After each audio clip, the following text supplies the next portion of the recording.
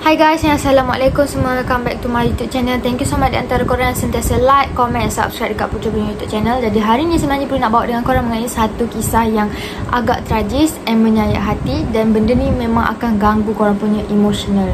Okay, kenapa bercakap macam ni? Okay, benda ni adalah melibatkan dengan seorang bayi yang berusia 13 bulan, iaitu 1 tahun 1 bulan, di mana dia ni telah dibunuh dan dirogol dan serta digigit dengan ibu kandung dia sendiri serta ni kita tak tahulah boyfriend ataupun dia punya tunang kepada ibu dia ni. Kenapa Buddha kata kes ni agak tragis adalah disebabkan sebenarnya budak ni ataupun bayi ni dibunuh adalah disebabkan dorang ingat bayi tu telah dirasuk, okey, dengan roh yang jahat. Jadi bila rasuk dengan roh yang jahat, dorang pun nampaklah bayi tu ibarat macam satu benda yang jahat. So dorang nak hapuskan and dorang nak bunuh. Sebab apa?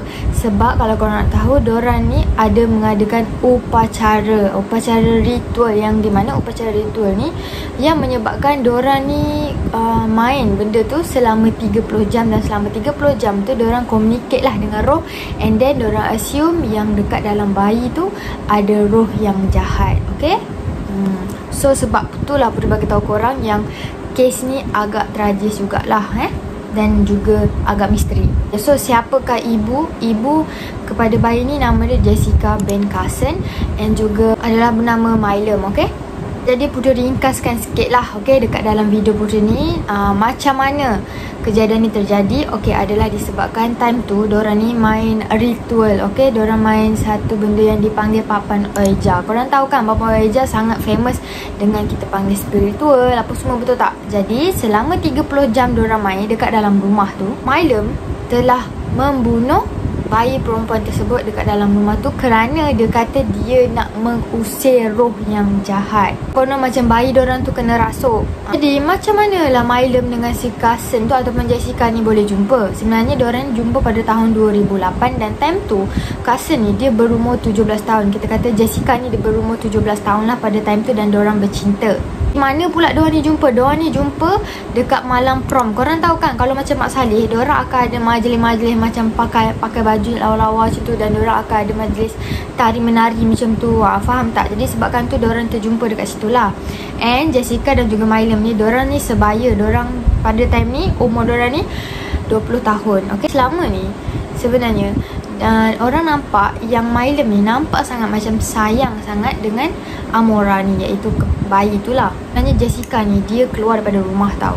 Okay, dia tinggalkan mak dia dan dia tinggalkan abang dia. Sebab apa? Sebab dia nak berpindah, dia nak duduk sama dengan Milam, iaitu boyfriend dia lah. Family dia ni dah jarang tau jumpa dengan si Jessica ni. And then kalau korang nak tahu, sebenarnya Jessica ni dia ada kenangan pahit dalam hidup dia, di mana dia jumpa ayah dia ni meninggal, and dia nampak depan mata dia sendiri ayah dia meninggal. Macam tu lah dia punya cara, macam tu dia nampak. So dia trauma dengan benda tu, dan dia salahkan mak dia atas kematian ayah dia. Kalau korang nak tahu, Jessica ni dia memang sangat tak jaga penampilan diri. Maksudnya dia biar je diri dia selekeh apa semua. Tapi bila dia start je duduk dengan Milam, dia punya penampilan dah start okey lah. Maksudnya dia start kemas. And then time ni lah yang Milam ni dia start jealous tau. Macam dia start kontrol dengan kehidupan si Jessica ni. Memang kalau dah kata kontrol apa semua, memang si Jessica ni tak pernah keluar daripada rumah apartment yang diorang duduk tu.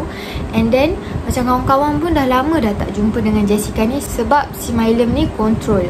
Okay, jadi inilah dah start macam Puteri nak explain kat korang macam mana diorang ni boleh nak bermain Papan Oeja tu. Okay, korang tahu kan Papan Oeja tu macam diorang kena sebut macam salah satu benda lah yang memang peraturan ada dekat Papan Oeja tu. And then nanti macam benda tu bergerak-gerak sendiri dekat huruf-huruf tu, yang macam dikatakan roh tu akan menyahu ataupun respon lah dengan dorang.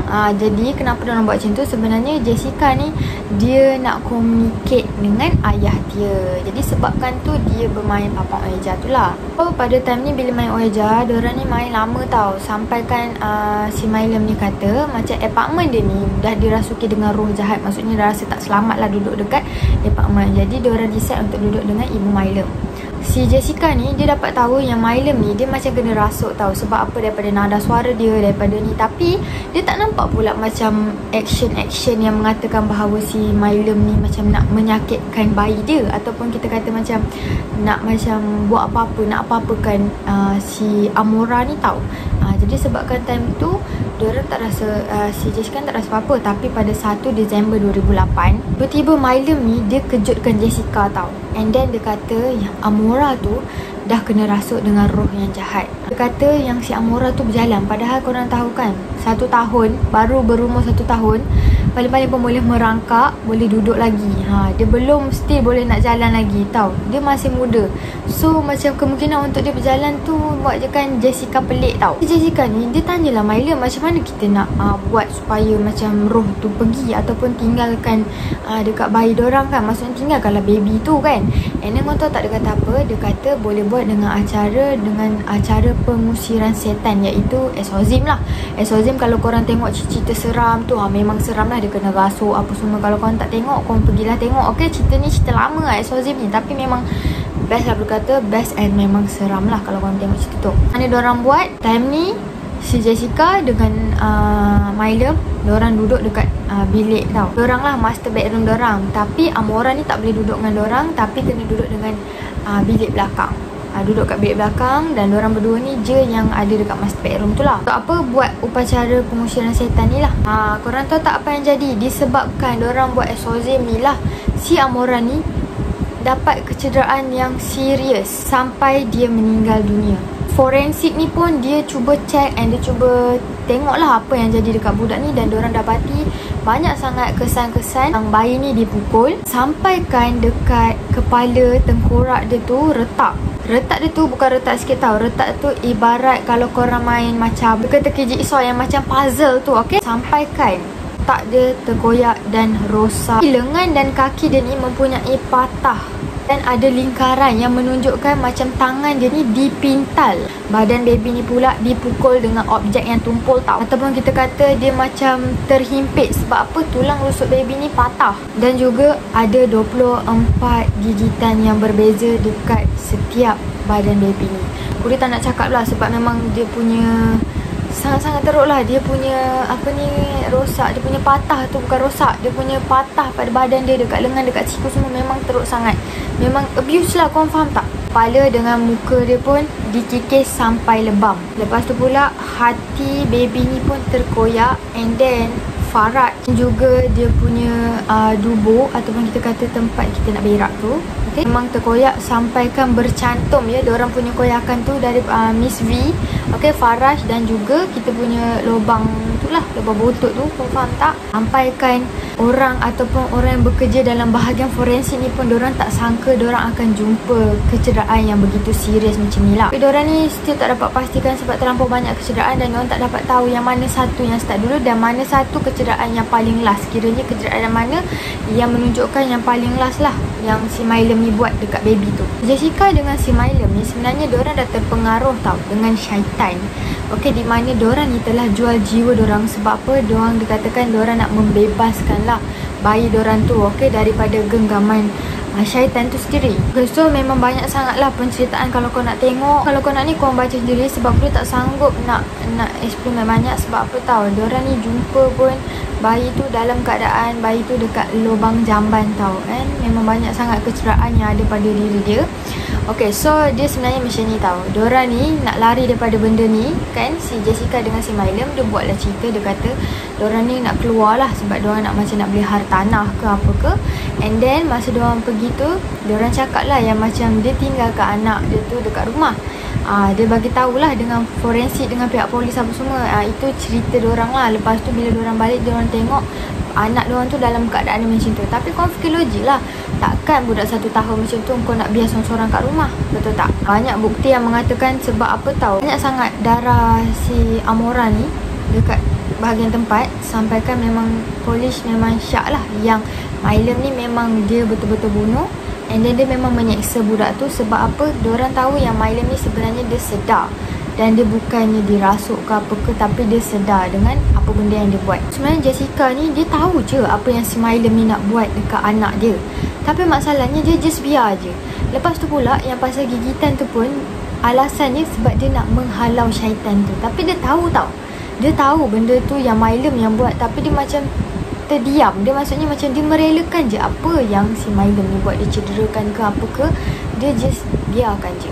Okay, jadi aku nak beritahu lah mengenai hukuman apa yang diorang akan dapat. Sebabkan kalau korang nak tahu, bila kau dah jaga seseorang tu dan kau tu adalah mak dia, jadi apa segala tanggungjawab semua tu memang pada kau. Jadi disebabkan memang diorang ni assume lah yang diorang ni memang membunuh dengan niat, walaupun diorang macam cakap yang itu sebenarnya diorang nak usir syaitan lah, apalah, diorang nak buat upacara exorcism lah apa, tapi semua benda tu diorang ni forensik apa semua tahu yang sebenarnya diorang sedar je dengan apa yang diorang buat. Jadi apa yang akan dikenakan adalah, kalau nak tahu, Jessica ni dia dipenjara seumur hidup tanpa parol lah.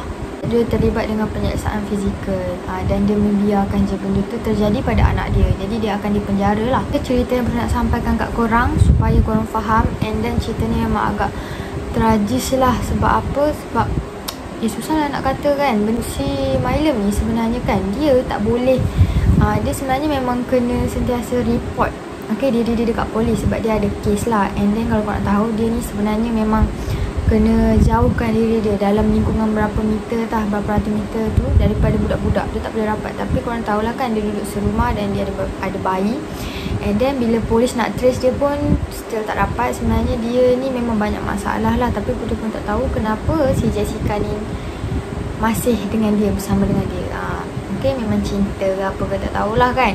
Sebab diorang pun masih muda, masing-masing pun 20 dan kenal pun pada umur 17 tahun. Okay, so korang, apa pendapat korang mengenai cerita yang perlu sampaikan?